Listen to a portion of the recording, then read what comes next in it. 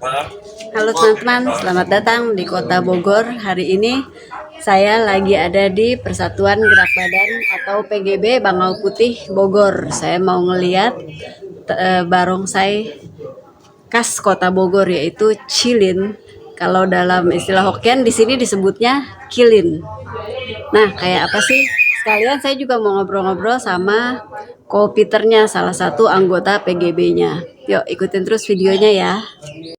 Ada 4 makhluk suci dalam legenda Tiongkok kuno. Keempatnya adalah naga, phoenix, kura-kura, dan cilin atau dalam istilah Hokkien disebut sebagai kilin. Cilin adalah sepasang makhluk legendaris yang berasal dari Tiongkok yang menyerupai singa dengan tubuh bersisik. Ci adalah makhluk yang jantan, lin yang betina. Sejak zaman dahulu, rakyat di Tiongkok percaya kalau cilin adalah hewan suci yang dapat mendatangkan kemakmuran dan ketenangan, sekaligus juga pelindung negeri dari bencana. Mitologi tentang cilin sudah ada sejak abad ke-5 sebelum Masehi dan tercatat dalam Chuo Chuan yang artinya tradisi atau tafsiran Chuo. Dalam mitologi tersebut disebutkan kalau cilin muncul pertama kali pada tahun 2697 sebelum Masehi di hadapan Huang Ti atau Kaisar Kuning. Ketika melihat cilin untuk pertama kalinya, Kaisar sedang duduk di tepi sungai dekat Sungai Kuning. Saat itu air sungai yang kotor berubah menjadi hijau jernih.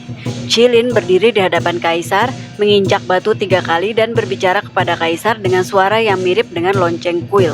Ketika cilin berbalik untuk pergi, Kaisar melihat tanda-tanda ajaib di punggungnya dan menyalinnya. Menurut legenda pula, ini adalah bahasa tertulis pertama yang muncul di Tiongkok. Makhluk mitologi yang satu ini juga tercatat dalam sejarah yang berhubungan dengan kelahiran dan kematian Nabi Kongzhi atau yang lebih dikenal dengan sebutan Confucius.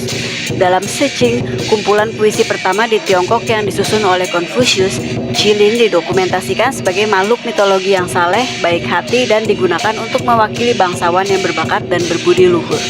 Pada tahun 481 sebelum Masehi, raja negara tempat tinggal Confucius melukai dan menangkap seekor binatang yang kemudian diidentifikasikan sebagai makhluk baik cilin yang hanya muncul di tempat yang damai dan makmur.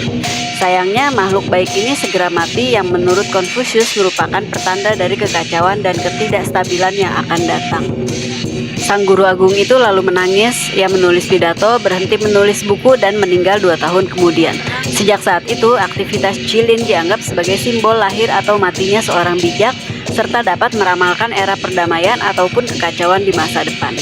Cilin biasa digambarkan sedikit bertanduk, kulitnya bersisik berwarna hijau dan biru, berkuku rusa, berkepala naga, dan berekor beruang.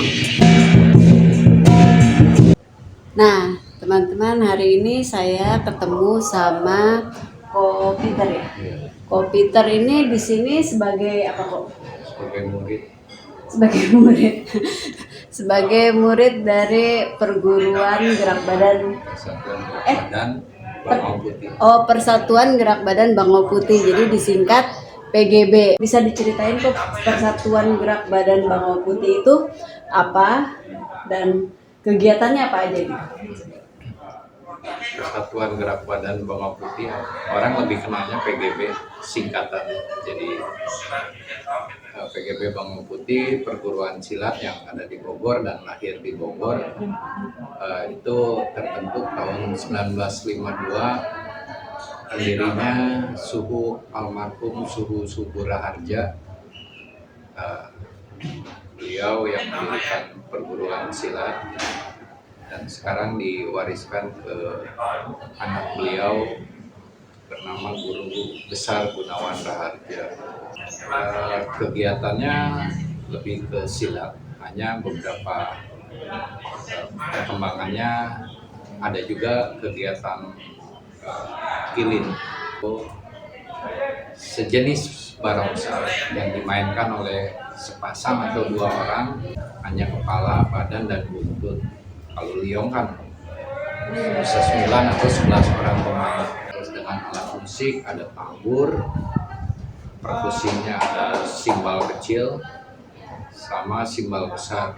Kilin sendiri sudah beberapa kali dipermainkan sejak zaman Suhu almarhum, itu tahun 50-an juga udah berkecimpung.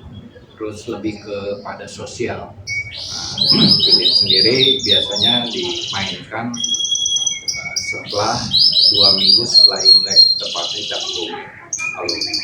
Apa yang ngebedain kilin sama barongsai yang lain? Kalau secara fisik kita lihat, kalau kilin mukanya seperti naga, dia punya sisik, terus punya tanduknya 2 kiri kanan. Kalau barongsai lain kan ada yang pakai tanduknya cuma 1, ada yang tanpa tanduk. Ada syarat khusus nggak seseorang bisa memainkan kilin, itu bagaimana? Yang satu, dia harus anggota PGB. Harus anggota PGB. Kedua, harus berlatih silat.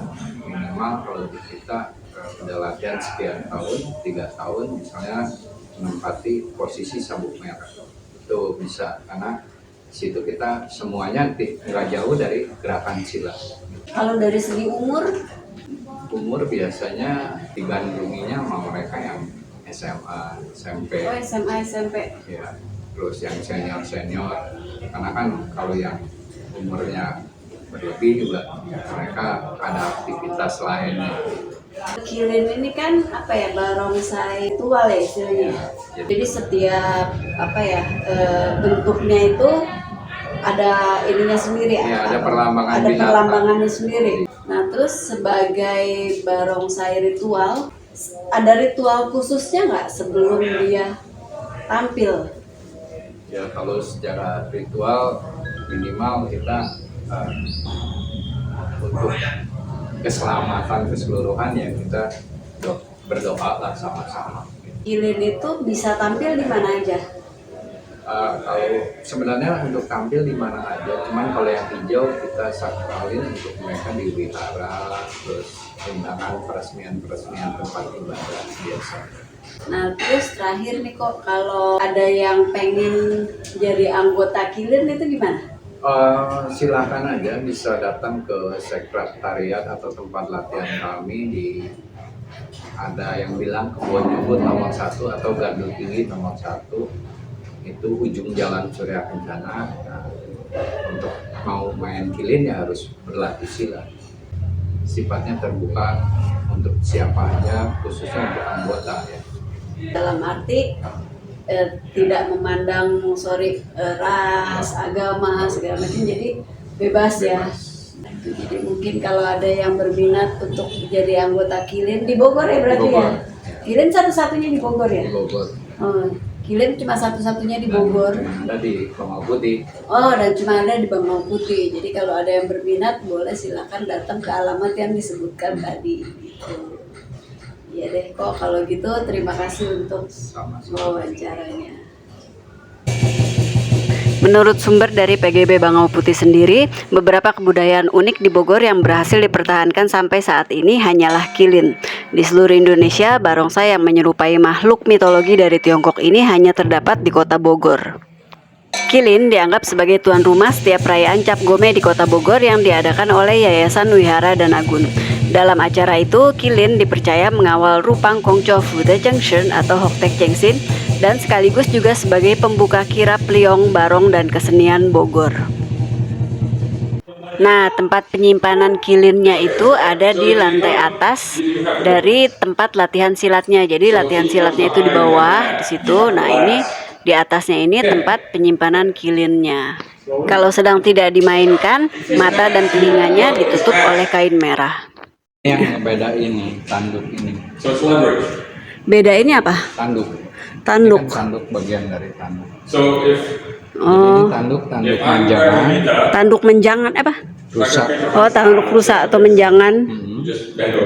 Terus kepalanya sendiri anjing. Kepalanya anjing. Badannya sendiri badan kerbau. Oh, badannya badan kerbau. Matanya mata kepiting. Matanya apa? Mata kepiting. Kepiting. Oh.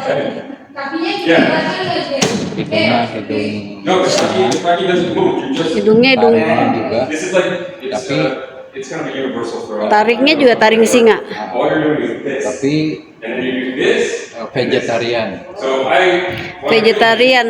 Jadi maksudnya gimana kan? Ya, walaupun dia punya taring, dia makannya karena buahnya cuma 2. Nah, terus ininya jenggotnya jenggot singa.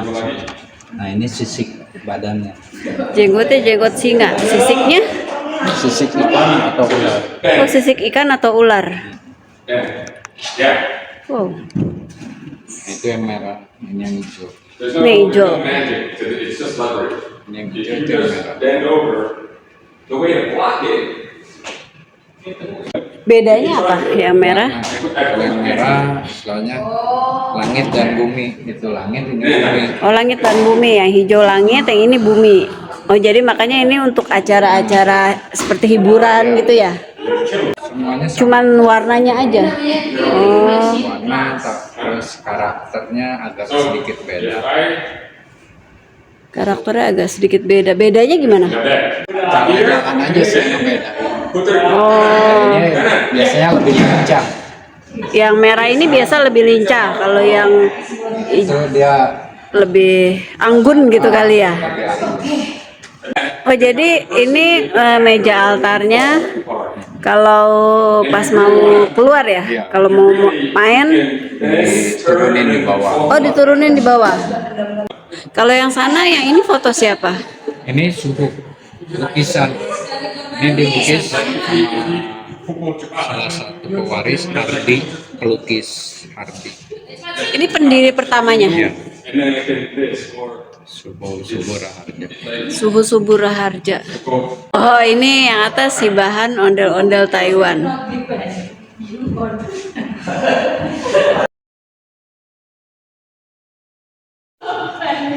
Kalau ini pedang-pedang apa nih kok? Ah, orang kasih souvenir, ada yang kasih tanda mata, biasanya kunjungan-kunjungan. Oh, souvenir, bukan buat dimainin di silat ya? Ini di bawah. Oh.